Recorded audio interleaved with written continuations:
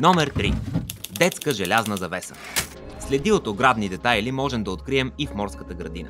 Преди 7-8 години е обновена детска площадка от времето на социализма. Старата ограда е премахната, но върху околните дървета са останали враснати остатъци от нея. От следите си личи, че оградата е била от метална мрежа. Оградата е била много по-висока от настоящата и е завършвала с подлива тел. Заключение.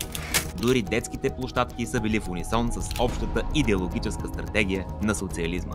Катерушките и парзалките бяха с формата на танкове и ракети, оградени с високи огради, да не би още като невръстни деца да прескочим желязната завеса. Жокер. Морската градина е достатъчен жокер.